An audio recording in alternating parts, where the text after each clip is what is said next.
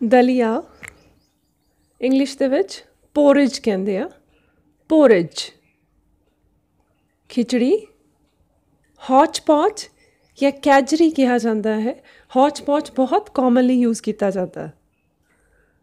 ਪਾਪੜ ਪਾਪੜਮ, ਪਾਪੜਮ। ਅਚਾਰ, ਅਚਾਰ ਨੂੰ ਇੰਗਲਿਸ਼ ਦੇ ਵਿੱਚ ਪਿਕਲ, ਪਿਕਲ ਕਿਹਾ ਜਾਂਦਾ। ਮੁਰੱਬਾ ਮਾਰਮਲੇਡ, ਮਾਰਮਲੇਡ ਆਰ ਸਾਇਲੈਂਟ ਰਹੇਗੀ। ਗੁੜ, ਗੁੜ ਨੂੰ ਇੰਗਲਿਸ਼ ਦੇ ਵਿੱਚ ਜੈਗਰੀ, ਜੈਗਰੀ। ਸ਼ੱਕਰ ਜੈਗਰੀ ਪਾਊਡਰ, ਜੈਗਰੀ ਪਾਊਡਰ। ਚੀਨੀ ਸ਼ੂਗਰ, ਸ਼ੂਗਰ। ਖੀਰ ਰਾਈਸ ਪੁਡਿੰਗ, ਰਾਈਸ ਪੁਡਿੰਗ। ਫਿਰਨੀ ਜਿਹਨੂੰ ਕਸਟਰਡ ਵੀ ਜਾਣਦੇ ਹਾਂ ਅਸੀਂ, ਬਹੁਤ ਜ਼ਿਆਦਾ ਕਾਮਨ ਡਿਸ਼ ਹੈ ਇੰਡੀਆ ਪੰਜਾਬ ਦੇ ਵਿੱਚ, ਕਸਟਰਡ ਪੁਡਿੰਗ। ਸੂਜੀ ਦਾ ਕੜਾਹ ਇੰਡੀਅਨ ਸੈਮੋਲੀਨਾ ਪੁਡਿੰਗ, ਇੰਡੀਅਨ ਸੈਮੋਲੀਨਾ ਪੁਡਿੰਗ। ਦੁੱਧ ਨੂੰ ਆਪਾਂ ਸਭ ਜਾਣਦੇ ਹਾਂ ਕੀ ਕਹਿੰਦੇ ਆ, ਮਿਲਕ, ਬਿਲਕੁਲ। ਦਹੀਂ ਨੂੰ ਇੰਗਲਿਸ਼ ਦੇ ਵਿੱਚ ਕਰਡ, ਕਰਡ। ਦੇਸੀ ਘਿਓ ਕਲੈਰੀਫਾਈਡ ਬਟਰ, ਕਲੈਰੀਫਾਈਡ ਬਟਰ। ਮੱਖਣ ਜਾਂ ਮੱਖਣੀ ਬਟਰ, ਬਟਰ। ਪਨੀਰ, ਪਨੀਰ ਨੂੰ ਇੰਡੀਅਨ ਕਾਟੇਜ ਚੀਜ਼ ਕਿਹਾ ਜਾਂਦਾ। ਕੁਝ ਲੋਕ ਕਾਟੇਜ ਚੀਜ਼ ਕਰਕੇ ਵੀ ਸੱਦਦੇ ਆ ਇਸ ਨੂੰ। ਜਦੋਂ ਅਸੀਂ ਦੁੱਧ ਤੋਂ ਪਨੀਰ ਬਣਾਉਂਦੇ ਹਾਂ, ਜੋ ਫਟਿਆ ਹੋਇਆ ਦੁੱਧ ਹੁੰਦਾ ਹੈ ਉਸ ਤੋਂ ਛੈਨਾ ਜੋ ਪਨੀਰ ਅਲੱਗ ਕਰ ਲੈਂਦੇ ਹਾਂ, ਜੋ ਪਾਣੀ ਬਚਦਾ ਹੈ ਉਸ ਨੂੰ ਪਿਚ ਕਿਹਾ ਜਾਂਦਾ। ਕਈ ਜਗ੍ਹਾ ਉਸ ਨੂੰ ਮੱਠਾ ਵੀ ਕਿਹਾ ਜਾਂਦਾ। ਉਸ ਨੂੰ ਇੰਗਲਿਸ਼ ਦੇ ਵਿੱਚ ਵੇ ਕਹਿੰਦੇ ਆ। ਐਂਡ ਉਸੇ ਤੋਂ ਹੀ ਵੇ ਪ੍ਰੋਟੀਨ ਬਣਦਾ ਹੈ। ਜਿਮ ਲਾਉਂਦੇ ਆ ਜੋ, ਉਹਨਾਂ ਨੂੰ ਪਤਾ ਇਸ ਚੀਜ਼ ਦਾ।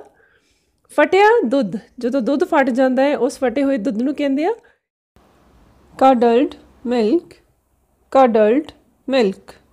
ਲੱਸੀ ਬਟਰ ਮਿਲਕ, ਬਟਰ ਮਿਲਕ। ਰਾਇਤੇ ਨੂੰ ਇੰਗਲਿਸ਼ ਦੇ ਵਿੱਚ ਰਾਇਤਾ ਹੀ ਕਿਹਾ ਜਾਂਦਾ ਹੈ। ਇਹ ਡਿਕਸ਼ਨਰੀਜ਼ ਦੇ ਵੱਲੋਂ ਵਰਡ ਨੂੰ ਇਸੇ ਤਰ੍ਹਾਂ ਹੀ ਐਕਸੈਪਟ ਕਰ ਲਿਆ ਗਿਆ ਹੈ, ਸਵੀਕਾਰ ਕਰ ਲਿਆ ਗਿਆ ਹੈ। ਇੰਟਰਨੈਟ 'ਤੇ ਵੀ ਤੁਸੀਂ ਸਰਚ ਕਰੋਗੇ ਤੁਹਾਨੂੰ ਰਾਇਤਾ ਵਰਡ ਮਿਲੇਗਾ, ਬਟ ਕੁਛ ਲੋਕ ਇਸ ਨੂੰ ਮਿਕਸ ਕਰਡ ਵੀ ਕਹਿ ਦਿੰਦੇ ਆ।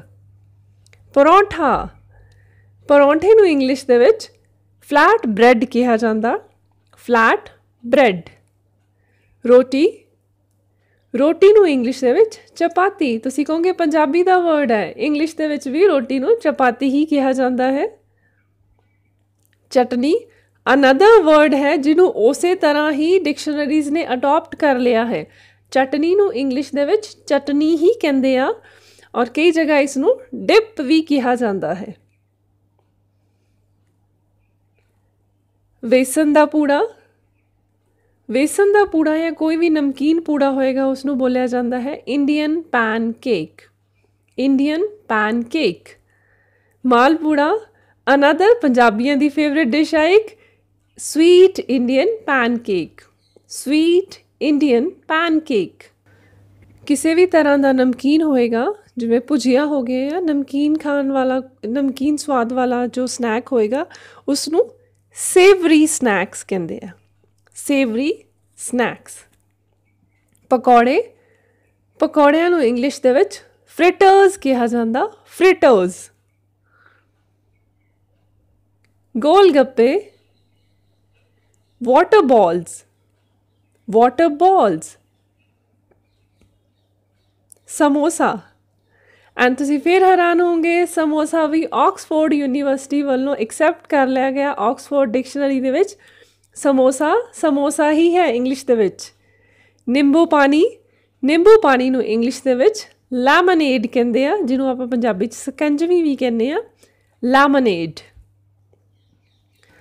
ਪੇय ਪਦਾਰਥ ਪੰਜਾਬੀ ਦਾ ਵਰਡ ਨਹੀਂ ਹੈ, ਹਿੰਦੀ ਦਾ ਵਰਡ ਹੈ, ਬਟ ਪੰਜਾਬੀ ਦੇ ਵਿੱਚ ਕਾफ़ੀ ਜ਼ਿਆਦਾ ਯੂਜ਼ ਹੋ ਰਿਹਾ ਹੈ ਵਰਡ। ਕੋਈ ਵੀ ਡਰਿੰਕ ਜੋ ਪੀਣ ਵਾਲਾ ਹੈ ਪਾਣੀ ਤੋਂ ਇਲਾਵਾ, ठीक है, चाहे जूस है या कोल्ड ड्रिंक वगैरह है, चाहे चाह या कॉफ़ी हो जाएगी, इसनों असी बेवरेज कहने आ। बेवरेज जे अगर एस लगा देंगे ये पिछे तो बेवरेजिस ਇਹਦਾ प्लूरल बहुवचन बन जाएगा। भोजन ਨੂੰ ਕਿਸੇ भी तरह का भोजन है जिन्हों खा के साड़ी भुख मिटती है, जिन्हों खा के सानू तृप्ति मिलती है, उसनों इंग्लिश दे विच फूड भी कहा जाता है और मील भी कहा जाता है। We hope you like the video. अगर तुहानू वीडियो पसंद आई है तो थम्स अप कर दिओ, वीडियो नू लाइक कर दिओ, चैनल नू सबसक्राइब नहीं किया सबसक्राइब कर दो, होरनां नाल शेयर कर लिओ। Thanks for watching, thanks for giving your precious time. अपना कीमती समा देने लई तुहाडा बहुत बहुत धन्नवाद। Keep watching, keep learning, keep supporting.